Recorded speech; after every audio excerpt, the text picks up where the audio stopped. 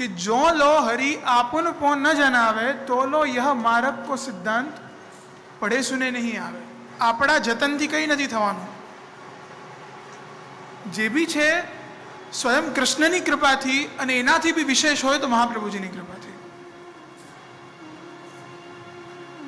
तो एम ज आ भगवद गीता भी शुं छे?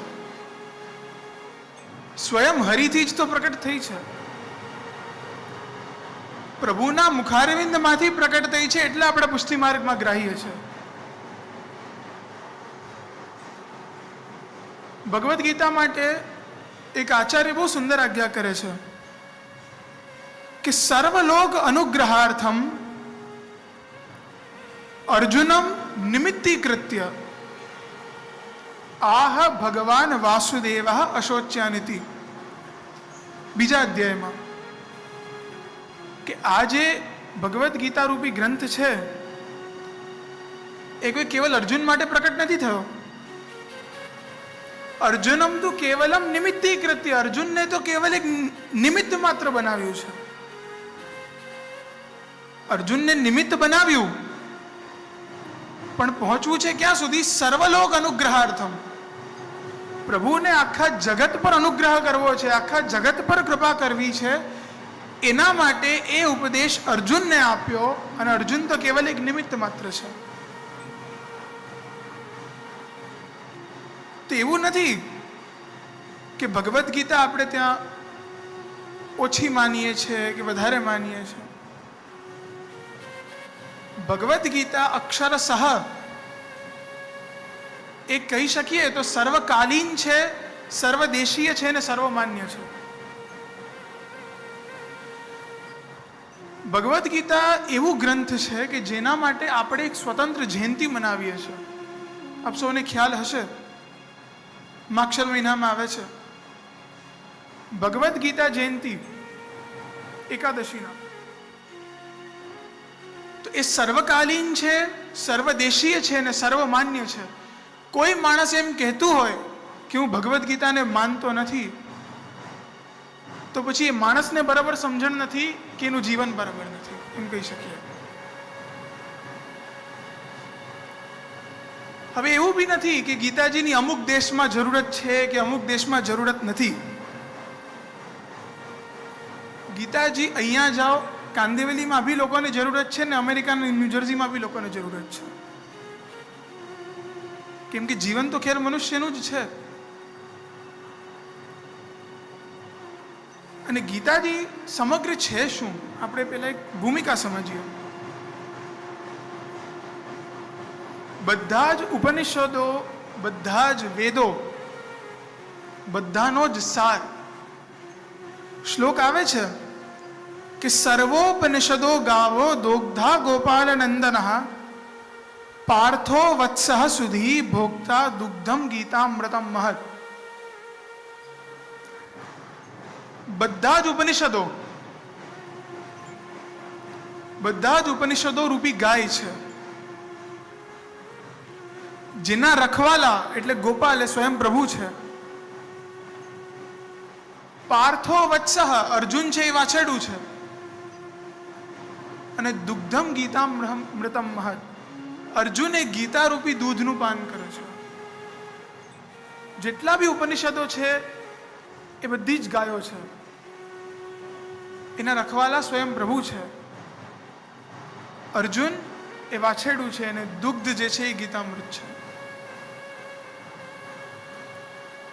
તો જે પ્રકારે સાગરમાંથી વાદળ હોય એ જલ લઈને જાય, સાગરમાં ખારું જલ હોય, એ વાદળ એ બાષ્પીભવનથી જલ ખેંચી અને પછી આપણી પર વરસે છે, મીઠું જલ વરસાવે છે। એમ જ બધા જ ઉપનિષદો, વેદોનો સાર એ પ્રભુએ ગ્રહણ કર્યો, પણ આમાં મીઠાશ માધવની છે।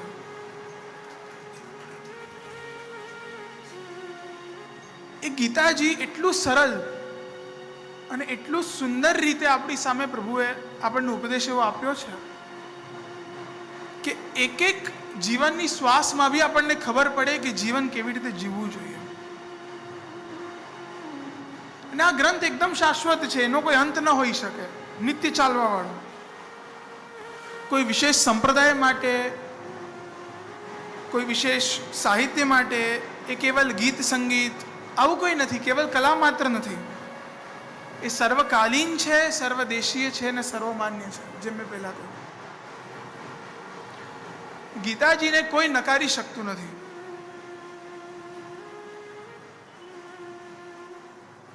ભગવદ્ ગીતા એ સાંભળવાની, મનન કરવાની અને જીવનમાં ઉતારવાની આ ત્રણેય પ્રક્રિયામાં સહાય કરે છે.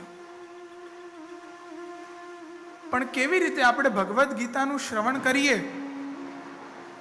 પણ શ્રવણ પછી એનું સાતત્ય એટલે એની કન્સિસ્ટન્સી બનાવી રાખવી, કે એનું સાતત્ય બનાવી રાખવું એ બહુ જ અનિવાર્ય છે. જેમ એક જલનું બિંદુ હોય, એક પથ્થરને કંઈ ન કરી શકે. જલનું બિંદુ યદી પથ્થર પર પડતું હોય, તે પથ્થરને કોઈ ફરક પડતો નથી. પણ યદી એક સતત જલની ધારા એક પર્વત પર બી પડતી રહે ને તો બી એ પર્વતના 2 ટુકડા કરી નાખે છે. તો એ તાકાત પાણીમાં છે ને આપણું હૃદયનું પર્વત તોડવાની તાકાત એ ગીતાની વાણીમાં છે. જલનું જેટલું સામર્થ્ય છે કે એનું સાતત્ય, એની જે કન્સિસ્ટન્સી હોય એનાથી એક આખું મોટું પહાડ બી તૂટી શકે છે. તો એ ગીતાની વાણીમાં બી એ તાકાત છે કે આપણું હૃદય તોડીને અંદરથી ભાવનું ઝરણું વહાવી શકે. એટલા માટે ગીતાનું શ્રવણ કરવું, કે ગીતાજી શું છે એને સમજવું, એ આપણા પુષ્ટિ માર્ગમાં ખરી, પણ હિન્દુ સનાતન સંસ્કૃતિ માત્રમાં બહુ જ અનિવાર્ય છે.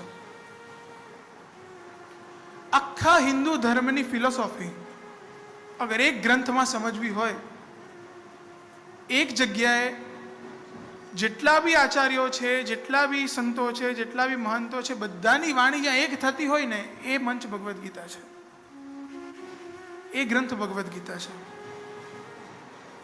700 શ્લોકોને એવો ગ્રંથ છે જ્યાં ભગવાન બોલે છે. ભગવાન જ્યાં બોલ્યા છે ને અર્જુન જ્યાં સાંભળે છે, એવો પવિત્ર ગ્રંથ એ આપણો ભગવદ્ ગીતા છે. હવે આપણને એવું થાય કે પ્રભુની વાણી સાંભળવી છે, કે પ્રભુએ શું આજ્ઞા કરી આપણે જાણીએ, કેમ કે આપણી સાથે તો પ્રભુ ક્યારે બોલતા છે નહીં. એક આચાર્યનું બહુ સુંદર મેં શ્રવણ કર્યું હતું કે આપણે બધા મંદિરમાં જઈએ, પ્રભુ સમક્ષ જઈએ, હાથ જોડીને વિનંતી કરીએ અને પછી પાછા આવીએ ત્યારે એમ કહીએ કે પ્રભુ તમારી સાથે બોલતા જ નથી, તમે બોલવાનો મોકો જ નથી આપતા.